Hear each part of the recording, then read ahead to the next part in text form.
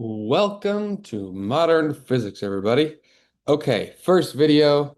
I'm just going to save us some time. That way we can just get started with lab and getting to know each other and talking about all the fun summer stuff we did. Um, all right, let's just take it one step at a time. This is what you'll see when you first enter into Blackboard. It's more or less how I email all of you at the same time, these announcements. This one, I'll just make sure that I click, when y'all have access. I imagine that's tomorrow. I will go down here, say send an email copy, so it should go to your email as well. Okay, calendar won't be, crazy use because, a lot of our labs are going to be due like when you have lab. So in order to be fair to both of you, like the calendar isn't going to be accurate for anyone because some of you will have things due on Mondays when you have lab, some of you will have things due on Thursdays when you have lab. So it just kind of didn't make sense to I don't know, I could have picked Tuesday or Wednesday, but Friday seemed okay. First assignment is the icebreaker. Basically, just a little bit about me, some books I read recently, some hobbies and such. Um, and then some questions for you that I use routinely. This is the the question I look out for the most. A lot of these books were recommended by students, and eventually I just kind of fill my Goodreads with as many things as I could possibly have. This I may not have actually put this in the syllabus, so let's talk about this. This is something I've had in every single one of my courses for um, a long time now. Mostly because the CATS at Villanova that we do every semester is awesome. It helps me get, a completely unbiased, um, opinion of how I did the semester, but it helps the students who I teach next year, not you. So, one thing that I've always done for it's not, a huge especially we'll talk a lot more about this in this video. Percentages aren't really a thing we're doing. It's kind of something that Professor Brown started in this course last year. It's called like ungrading. More or less, we have lots of discussions and we discuss your grade. There's this is just kind of left over from as I've used this in the past. Um, but yeah, you critique me, you get a little bit more, something that I can change. Tell me something positive that's going well, a little bit less because I can't change anything. I really want to, improve and learn to change things. So that's just a little extra part of the course that I have in all my courses. And these are all assignments. You can click on these and submit them. Your grades. Syllabus will have this video linked in it in a minute.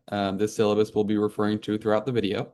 And then I just copied and pasted the course schedule. This is in the syllabus as well, but just to save you, one extra click and scrolling down, I put it here as well. What else is down here? My schedule. I printed this out and put it on my office door as well. Speaking of, my office is right behind. Well, you guys all took modern physics, so if you're standing in front of Professor Benson's door and you turn around, there's like a little right turn in that weird hallway in the 360s. I'm right there with Professor Carlo. I'm like struggling to remember everyone's last name because I just call them by the first name. Um, and I should have an office mate this year, so new professor that you could meet as well. I believe she does optics. I can't quite remember, but I have a feeling she does optics. So feel free to introduce yourself to her when you come in. Um, where am I? Scroll, scroll. Okay, that's it. Next tab. This one is just a link that goes straight to my Zoom room. I believe I do get an email if you just click on that link and you need to talk. It would be good if you emailed me before that, just so that I'm not, I don't know, without cell service climbing and you're just waiting for me in the Zoom room and I'm never gonna get there. So that's just a link that'll take you. That's like an immediate, if I click on that, it'll just open Zoom. So I don't want to do that. Of course, the X gets you all the way out.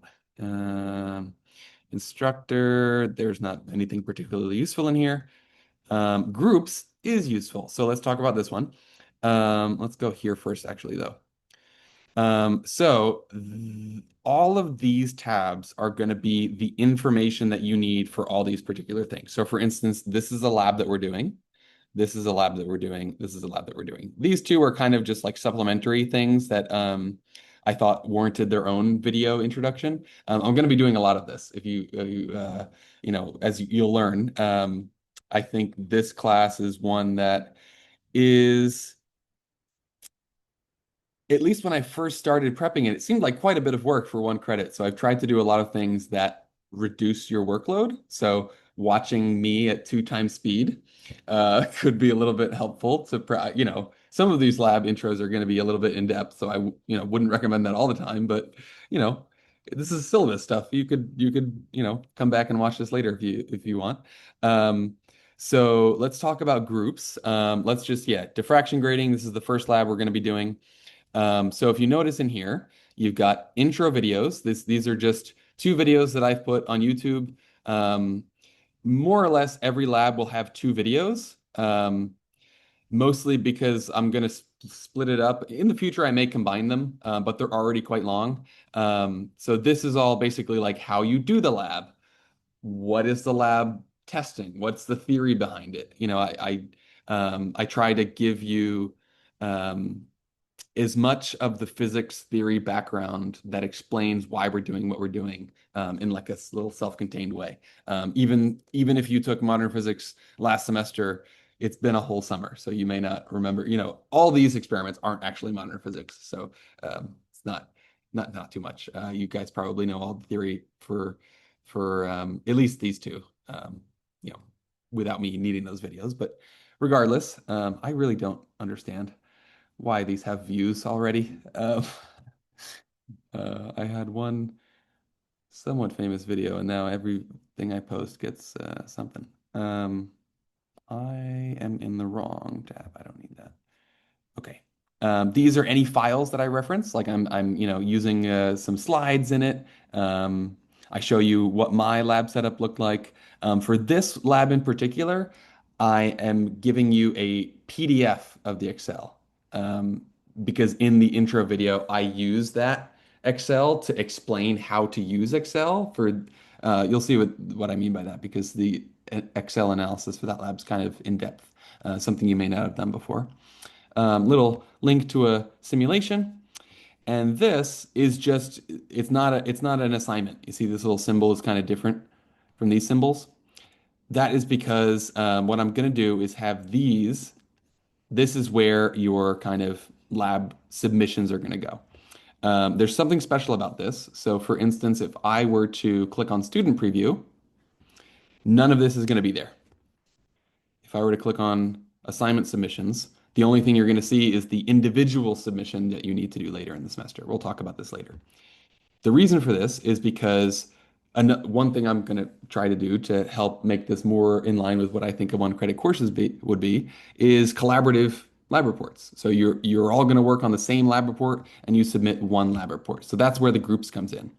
So you are going to come in here, ignore this one for now. This is just for the end of the semester when we can't have groups of basically the Monday folks. Y'all have 7 people in your section, and there are only 2 lab groups. There are 2 different experiments, so I'll get to that as well. But there is not enough. We only have one lab setup for every single experiment. So 7 people in one lab group is not cool, but 4 is like, okay, fine. So we're going to do, you know, split the class up and 2 different experiments are running with each lab group. So you click on your lab group. I'm still in student preview, so I might as well just keep doing this. And then I'm going to click sign up here. And, you know, you're completely free to make whatever lab groups you want. And then, you know, you'll see the group members here. So I only made 4 because we have 2 sections, the Monday folks, the Thursday folks, and there's going to be 2 lab groups each. So, you know, when you get to class and you start, you know, deciding who's in what group, you know, 4 people in this group, 3 people in this group. I mean, it doesn't matter which one you pick. I'm just saying, like, the Monday folks will probably do groups 1 and 2. The Thursday groups will be 3 and 4. And I made it 4, but you know, this would be 4, 3, 3, 2, because the Thursday section only has 5 students. Okay, let's exit this preview. So once you are in a group, then you can click on this tab and you'll start to see the assignments. So because if I click on this just to show you, behind the scenes what these assignments look like, they are listed as group submissions. So the midterm evaluation was an individual submission, so you as an individual can see it, but you can't see the group assignments unless you're in a group. So that's why that's important. And this just helps me with the ability to get everyone's assignment as one, and then when I write you all comments, I can just distribute that back to you very quickly. Let's get that out of there. Okay, so that's groups. Reading and resources, none of this is mine. This is all just stuff that Professor Brown used last year, so I figured I would just keep it around. Um, Assignment submissions we just looked at. Um, this one is not, you guys can't see that one. The only ones I have so far are, our first week, which technically you have 2 weeks for because we have Labor Day, and then whichever lab you do next. So I'll get to that in a second. Let's just go, yeah, in order. Intro to Overleaf. This is more or less a software that we're going to be using to write up our lab reports. So I made a long video explaining how all that works. This document kind of is the reference that we're using in this video.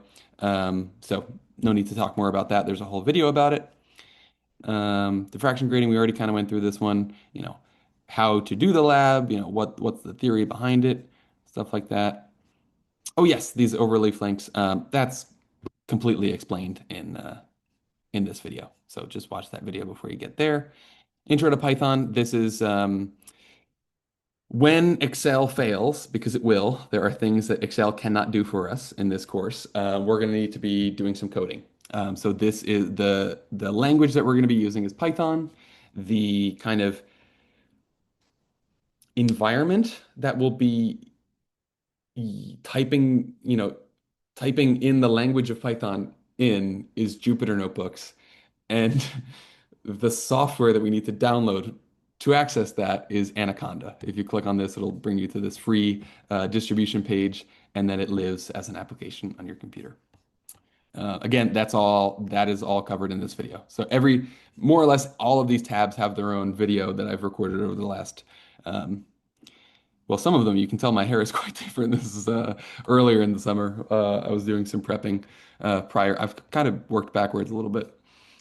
Um, and these are just some Python files. Again, all of this stuff is explained in that video. Very similar to the different, this is, what most lab information will look like.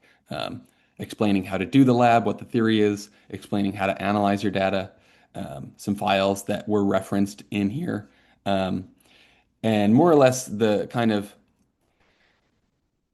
the origin, anything that's labeled original lab manual, uh, I have been told needs rewriting. And it's just been years and people haven't gotten to it yet. So take these original lab manuals with grains of salt. That's why I will be insisting on making my own videos to intro everything for you and writing these. So these are basically like what I'm doing in these videos is like explaining where all the equations in the lab manual come from, because a lot of them are even something, as simple as lasers bouncing off mirrors is incredibly difficult to understand in the lab manual. So I derived everything for you, basically. I am very uncomfortable just giving people equations and saying, use it. I want you to know where it comes from. So that's the main reason for all these videos. And the other reason for these videos, like this one is not totally necessary. Lab on our very first day will not take, how long are our classes? Like 3 hours? Yeah, there's no way the lab on the first day will take 3 hours. So I could have done this in person. Would be one that would be fine in person. But remember what I said about, and this one, all of this stuff could be day one stuff, but, do you really want to sit in person and watch me talk about all that? That's a lot. So I figure because you will all probably have access to this tomorrow, that's, 2 hours that you can just watch 10 minutes of every day or something like that. And the main reason, once we get to weeks like this, because these are labs that are going to be happening concurrently. So one group is going to be doing speed of light and one group is going to be doing interferometry. So could you imagine if you were attempting to do speed of light and then I talked for 45 minutes to the other group about their lab? It's infeasible. It would be impossible for me. And I refuse to just give you the lab manuals a week in advance and say, read this and then you'll be prepared for whatever you see in class. You're not.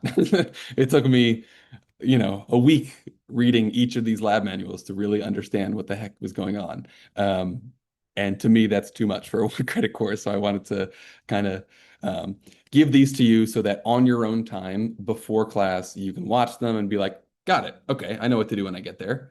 So I just, stuff like I'll mention it in the lab report, but a lot of a lot of teaching is like, what do I wish I had when I did this? So because this is the first time I'm teaching this course, it's quite easy to do that. A lot of the times when you're teaching, if I'm teaching intro mechanics, I've been doing that for 10 years, and I kind of forget sometimes what the hard parts are. So this is going to be good because this is all new to me. I haven't done a modern physics lab since 2016 or something around there. So it's been a minute. Um, yeah, so this is most of Blackboard. These aren't full yet, haven't done those yet. So you can't see those. Like if I turned on preview, you probably wouldn't be able to see those because they're just empty. Yeah, that's what it looks like for you. Okay, so let's head over to the syllabus. Um, mm, mm, mm. For some reason, there is no section two, just sections one and three. I try to label everything like Monday section or Thursday section so that you don't have to know the number. Um, this is that link I was mentioning. So that's the link that you'll be brought to if you click on that Blackboard link, my office. Um, did I really label that my cell phone? I thought I labeled it my office phone. It's my cell phone. My office phone isn't even plugged in. Um, yeah, so office hours, I'll just show you this on Google Calendar, are after the Monday section, and then just on some for y'all, just a random time on Tuesday after I teach the engineering um, section. Um, yeah, so these are just the dedicated times that I put on my syllabus because I don't know, they work for my schedule. You can email me anytime. Like anytime. I will likely reply immediately, unless it's something that I have confusion about. Like I'm not actually sure what you're asking, and then I'll just send you the Zoom link and be like, "Yo, hop on Zoom." It would be much easier to explain if we were, conversing immediately. Ba-ba-ba. Yep. Make sure you get, my announcement that I send probably tomorrow when y'all get access to Blackboard. Um, mm, mm, mm. You guys are physics majors. You probably, this is more for intro folks, but actually there is some good stuff for y'all in here. I love helping people apply to stuff. So if you are at all interested in things like the Fulbright, I did one. I think it was a life-changing experience. Um, things like, any kind of scholarship, the Goldwater, more prestigious ones like the Rhodes or the Gates Cambridge or anything you want to apply to, let me know. I love helping people apply to stuff. Um, it's like I do it all the time. Um, course description, some of the stuff that we'll be doing. Um, anything in here? Nah, nothing too much to discuss on there. Some of these things I was talking about already. This is the Python Anaconda Jupyter Notebooks conglomerate that we're working with. Overleaf, this is that collaborative LaTeX thing that we'll be using to write up all our lab reports. This actually needs to be changed because I'm doing that for you. Yeah, I'm gonna take that out right now, actually. Um, no, I'm not. I'm creating a video. Oh, closed it. I'll change it a little bit. Yep, here it is, class prep.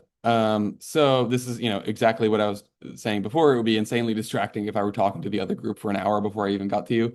So I made these videos. And really this is just based on like this methodology of teaching where it just fits well for lab, where it depends on the size of the class and the topic and the demographic, when you're trying to do active learning in a lecture class, but it's much easier in a lecture or a lab class.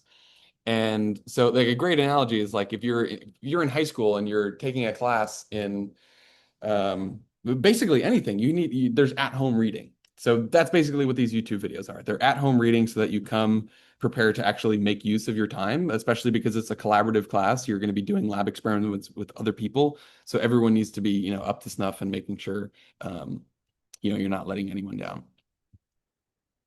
Okay. Ba, ba, ba, ba, ba. Yeah, that's all on YouTube at this point. Um,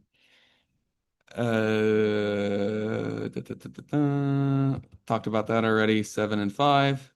Both lab groups. This is the only week where we do have enough. The diffraction grading is just a diffraction grading and a laser. That's the only two pieces of equipment you get for the lab. So we definitely have enough for that. And then before we leave every single week, what we'll be doing is, well, not every single week, every other week, we'll be assigning next week who does what.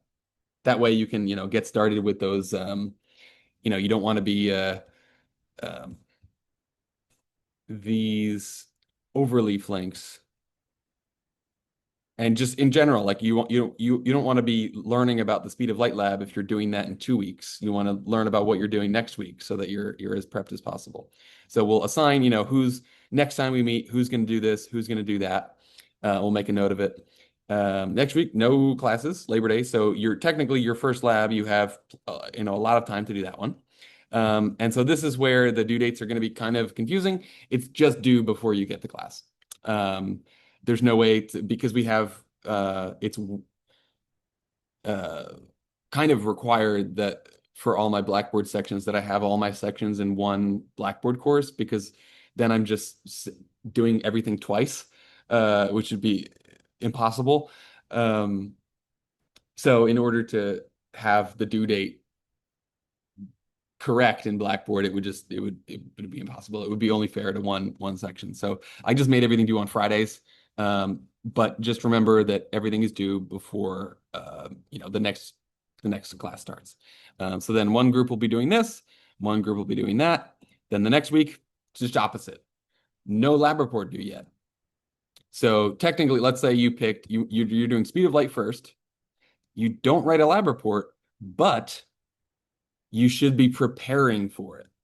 So like what I would personally do is like, let's say you're doing speed of light first. Open up one of these links, like whichever one. I actually labeled them specifically. So whichever one you are, you click on that and start working on it. It doesn't just take notes in it, right? Or honestly, I'll mention this in the lab report thing, but you can also use voice memos, especially for this first, whatever the first one that you're doing is, because the way that this is going to work is you get to choose which lab of these two you get to write a report on for the next, like, so lab report is due before class begins, but which lab that you write your report on is up to you. That doesn't mean it goes away though. So basically the way this is going to work, we've got speed of light interferometry. You pick one, you write a report on it. Then the next one goes into like a bank, like a little bank. Let's say you picked speed of light, then interferometry is over here. Then we go down to our next one, starting to get more modern physics-y, photoelectric, Frank Hertz. You pick one. Whichever one you don't pick also goes in the bank. This, we'll get back to this in a minute. I'll break. Another set, Zeeman, Bragg diffraction. Whichever one you don't pick goes in the bank.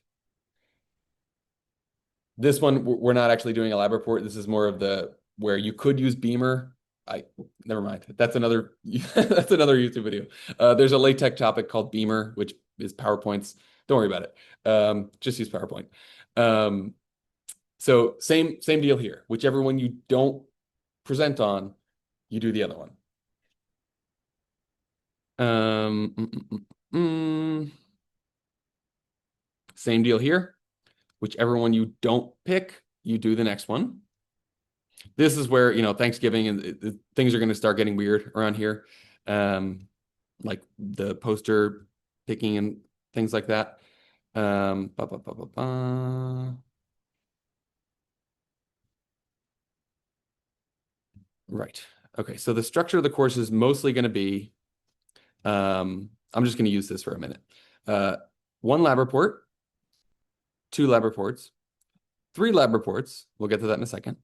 One oral presentation or slide presentation, one lab report, and then the fall symposium that happens at the end of the year, you make a poster for. So that's the entirety of the course. And this is where all those banked up labs that you didn't present your results for, but hopefully you have like voice memo recordings reminding you, what you guys did. Maybe you're particularly diligent and you just typed up most of a lab report anyway. And you can use that.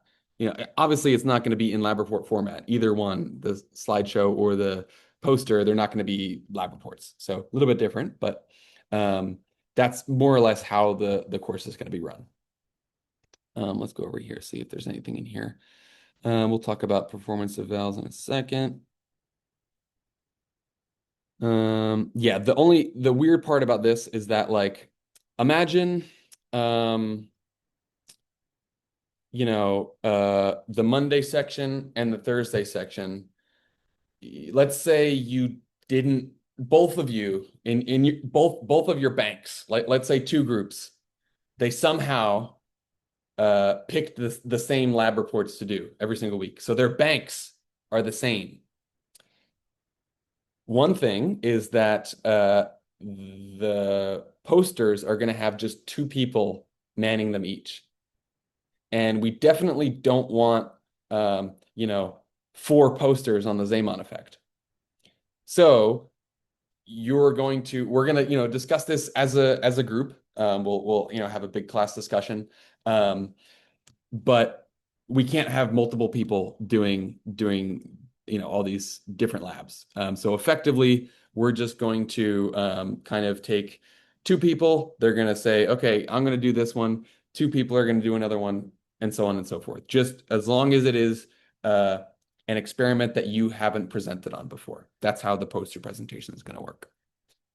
And don't worry, we'll be doing plenty of prep with this. We'll go check out all the posters that are all around Mendel, see what other people's look like.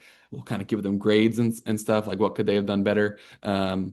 And we'll the main reason for the group, the presentation, the slide presentation, is just to warm up, like get a little bit loose on your feet regarding talking to other people and things like that. Of course, the symposium it's not a random audience. It's just your other professors, me, your other classmates, a few, other physics majors. Not a huge stress thing. Um,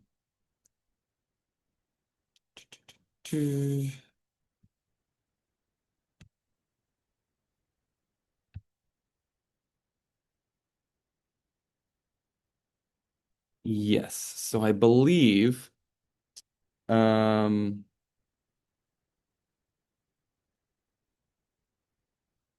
right, that's how I did it. Okay, so it's not so much that you have your lab groups and then you need to get a new partner.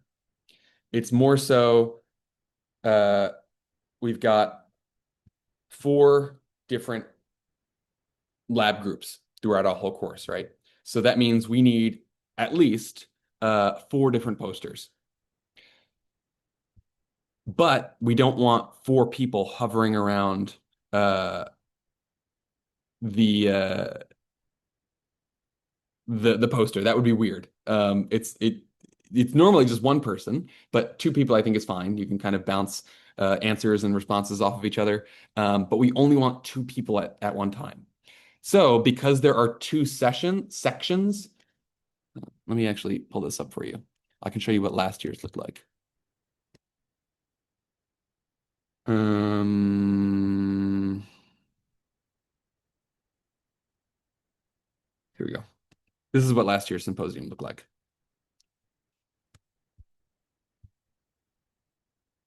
Here we go. So this one was a little bit more involved than what we're doing because they had 8 different experiments. Even though, I'm not exactly sure how Professor Brown ran his, if he did just 2 experiments at a time. Um, but this is how we're going to do ours. So we can just do 4 experiments. And what is going to happen is we're going to have those 4 experiments here with 2 people of the group. Um, so that means, let's say we're talking about a group of 4.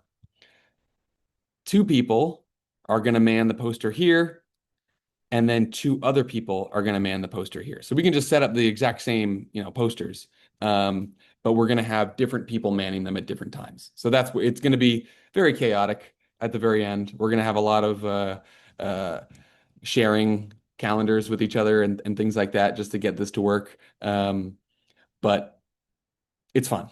It's fun and it gets everyone in the department kind of involved, and you get free food and all sorts of fun stuff. Again, very, very low stakes thing here. Syllabus. Okay, so grading's weird for this. You will just be getting when you get your uh, lab report back, it will just have a letter grade on it and a bunch of comments. Um, but even these letter grades, they'll give you an idea, but effectively we are going to decide on your grade together. So the only like individual part of the course, because most of your lab reports and everything are done together, are these performance evaluations. So these performance evaluations, they're in Blackboard somewhere. Assignment submission. They're right here. You just kind of reflect on what's going on, how you've felt like you're doing in the course, um, and what you think your grade should be, and evidence to justify that. And then we discuss it and we come to an agreement together. So the way this works, at least for the first one, let's just talk about the first one, um, because the final performance eval is just crammed into that research symposium, so it's going to be kind of weird. Right before fall break, that way I have time to read them over fall break. And because midterms are due, I believe the 22nd, like midterm grades in Minova. Um, so you are going to fill out this form, and then on either of these 2 days after we get back, and this is where again I'll send out like a book me or my calendar or whatever. Actually, what I'll do is probably just as soon as people email me and say, "Hey, can I meet with you at blank time?" And by the way, you can meet with me before 8 a.m. and after 7 p.m. By the way, I completely it's a lot to cram um, into 2 days. These meetings are pretty short, especially the midterm ones. I mean, your midterm grade in Minova doesn't really matter that much, I don't think. Um, Maybe like financial aid purposes, but I don't imagine anyone getting that low grade on the midterm to warrant the concern about that. But then we meet. So you schedule a meeting with me, and then I can put in your grades. So that's how that's going to work. Talked about this one, the oral presentation, um, last lab report, poster presentation, and then the final performance eval. And then taking all that into consideration, the final performance eval, maybe more like, a full 30-minute meeting where we discuss everything and get down to it. Oh, I did put it in here. There we go. Um, some other extra credit stuff. Basically, just being a part of the department is basically this whole paragraph. If you, want to help by organizing some of these events. I do a lot of that, so feel free to ask if you can help in any way. Attending like our weekly talks, right? Like a lot of the times we have a talk every I don't know, every 2 weeks, every month in the physics department, going to that. Um, Stuff like going to student talks, right? Like you don't, um, there's not only poster presentations. Usually the seniors will do some kind of talk on one of the more advanced courses. Not always, sometimes it's different courses. This could be, the electronics course or something like that. It's just happened to be what we had in the fall. There. This intro video, you know, there is that like lab safety thing on Blackboard, but I don't really think it's that worthwhile. Um, Really, lasers is the only thing that I'm very worried about. And so in this intro video for the speed of light lab, I talk a lot about not that the other labs don't have lasers, a lot of them do. Like all of the first the first three labs have lasers in them, but the speed of light lab has mirrors and lasers. And that's scary because then as soon as you move the mirror, everything moves. So please pay very close attention to the lab safety that I mentioned in that part. Okay, I'm going to start highlighting some of this because I didn't realize that I would be doing that. I forgot that I was the only one with the premium overleaf. Um, so I can take those out. What else we got here? Da, da, da, da, da. When you submit things to Blackboard, just make sure you give me everything. Give me your Excel file. Give me any Python files you used. Obviously, your lab report. Um, this is just a rough rubric in terms of like what I think makes for the best lab reports. Title page, title, name of the partners. I kind of give a little introduction to what abstracts are. I think I may have kept it in the LaTeX document. Uh,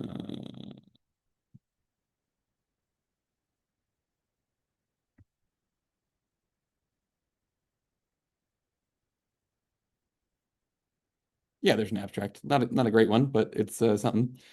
Um, and then yeah, basically just what every section is all about. Why are we doing this? What are the historical roots? And like how does this relate back to modern physics that I had with Professor Benson? Um, ba, ba, ba, ba. Experimental apparatus. So this one is basically a figure of the lab setup. Um, for things like the poster, I would like I may likely be, requiring it when you do the poster to make your own figure of some sort. Um, so you may want to get started in something like Inkscape. That's the most common one because it's free and it has like all the features of like Adobe Photoshop. This one is one that students have been using a lot in the past. I don't really know anything about it, so feel free to go ahead with that. I think it's an engineering thing, so all on you. But you could totally just take a picture with your phone and then, open that as a file on your computer and then add little text labels like here's the laser part, here's the mirror, here's the oscilloscope, and so on and so forth. This is where it starts to become like what I was mentioning before about teaching. Like, what do you wish you had been told at the start of lab? Like, what do you wish that my YouTube video included that you discovered on your own, And same thing for procedure. You definitely are not just copying and pasting what the lab manual tells you to do.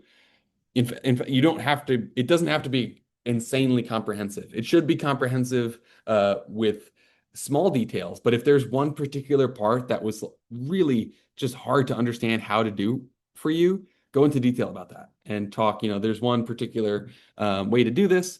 I think I also mentioned this, yeah, in terms of voice memos.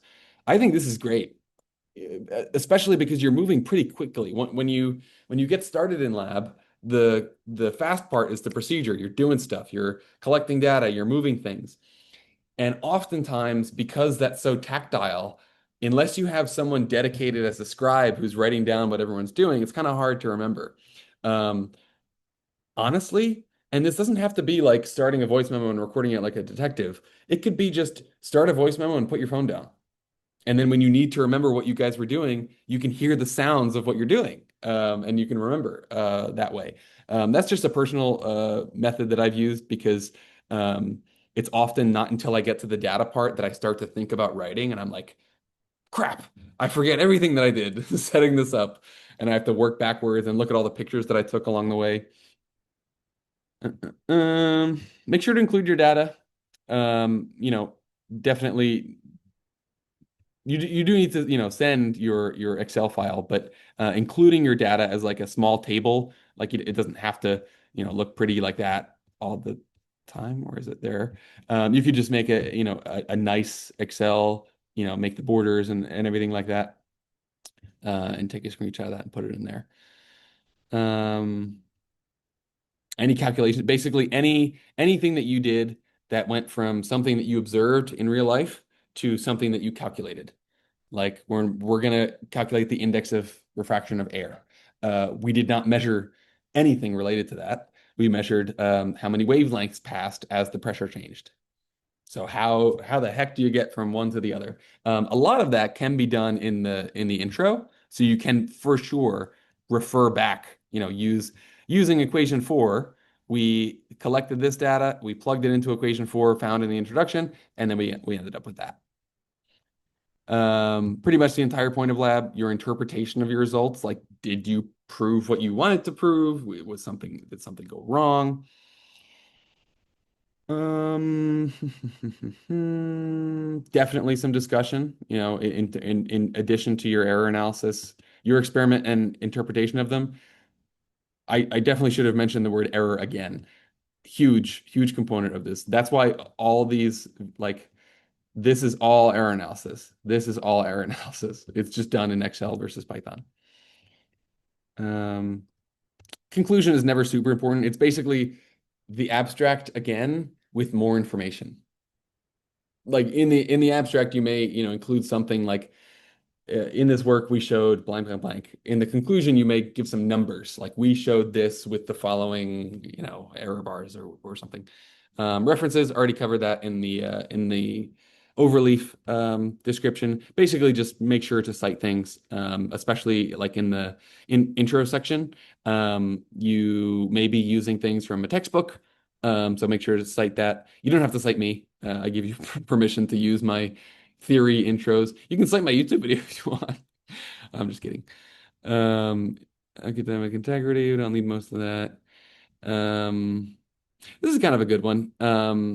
Because a lot of the time, especially because we're learning a lot of new skills, right? Like for instance, I'll give you a little example down here. Um,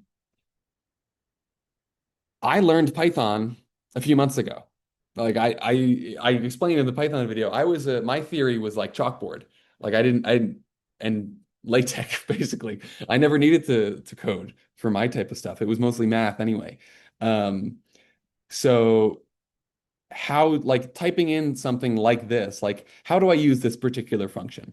I typed that into Google and now Google just has the AI assistant thing. And I was like, oh, wait, that was incredibly helpful. They gave me a example of how to use this.